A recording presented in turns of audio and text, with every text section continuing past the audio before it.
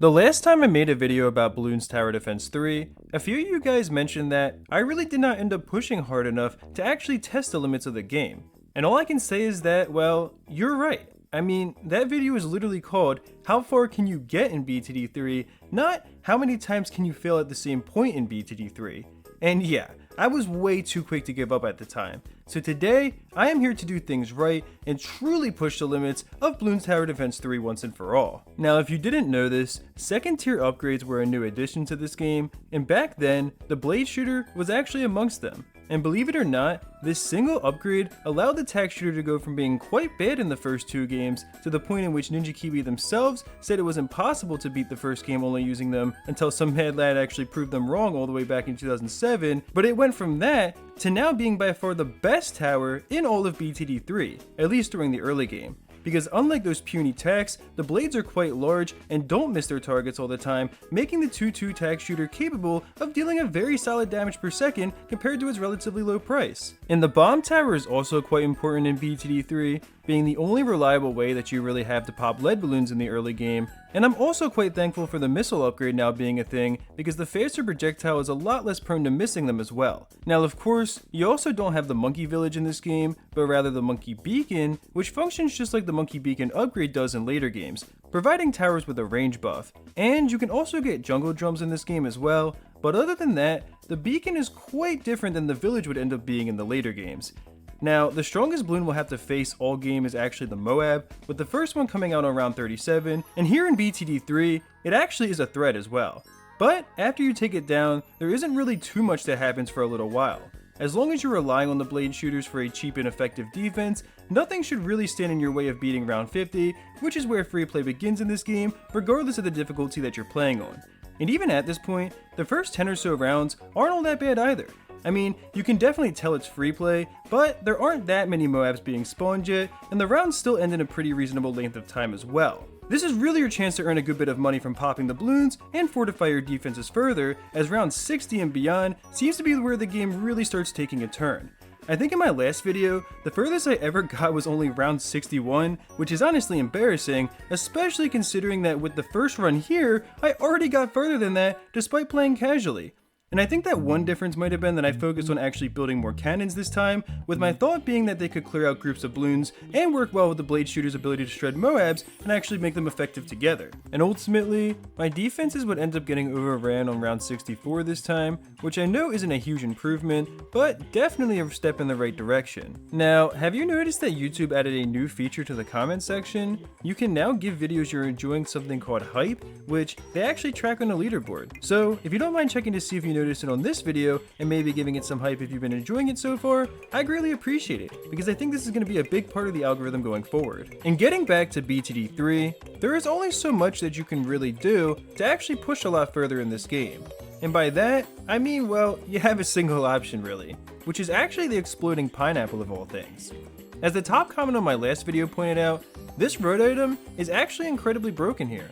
And apparently it can even do 3 or 4 layers of damage to the balloons as well. I'm not certain about that, but my plan for this second attempt was simple. I would make my way back up to round 60 or so, and then begin using as many exploding pineapples as it takes to get further than I ever have before. But in the meantime, I also decided to experiment a bit by actually getting a couple of spike-a-pults earlier than I had, which used to be their own separate tower from the Dart Monkey in this game. And not only can you still get the Juggernaut upgrade here, but you also have the option to make the spike-a-pult throw 3 balls at once, and I really wish that they had kept that around in BTD5 honestly. But I also wanted to mention this glitch that I was using a lot here, which allows you to right-click on an open space with the tower in hand, and then you're able to place that tower in spots where it normally wouldn't fit. This doesn't allow you to directly stack towers on top of each other, but you can certainly get them a lot closer than normal.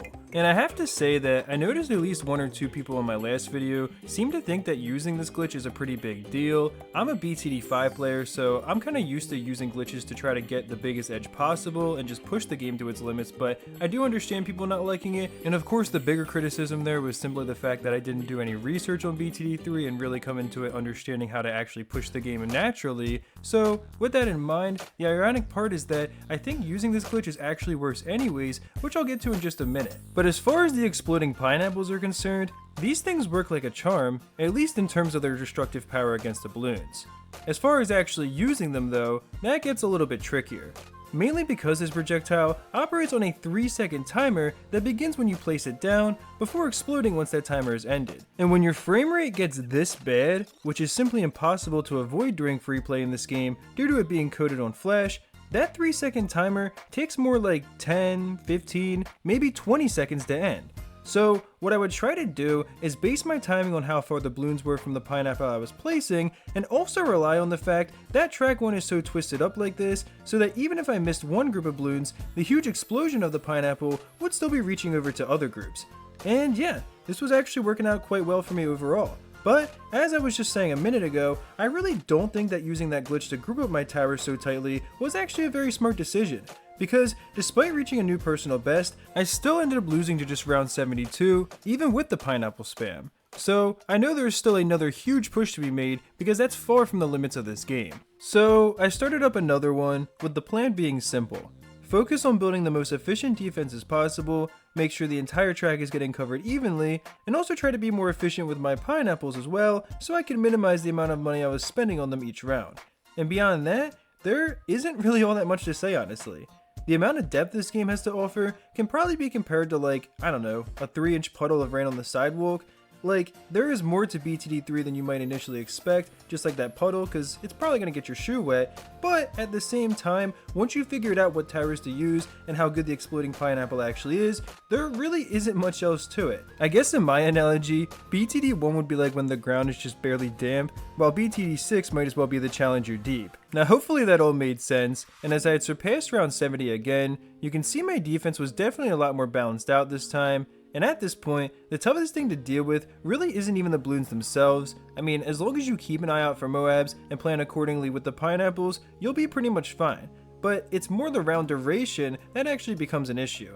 In fact, it took me about an hour and a half just to push from round 70 up to round 80, which is definitely largely thanks to how laggy the game is, but honestly, it makes the late game run feel a bit more intimidating in a way as well, because you know that one big mistake with the pineapples could end the whole thing.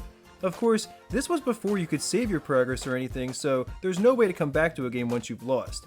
And on round 81, I was actually testing out the Super Monkey Storm that you can get from the Monkey Beacon, and while it is incredibly powerful, I don't think you actually earn the money from the balloons it pops, making it much more of a last resort tool.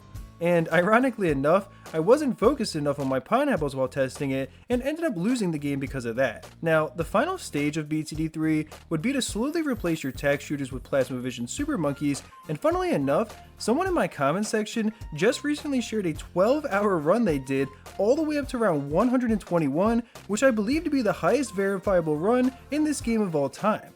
And what shocked me most is that there never really seems to be a point in which you can actually stop using the pineapples, even with a map full of 2-2 super monkeys. And all I can really say is that person who accomplished this is truly a legend, with the patience of 1,000 normal people. Of course, his run will be linked in the pinned comments, and you may also enjoy the video that just popped up on your screen as well.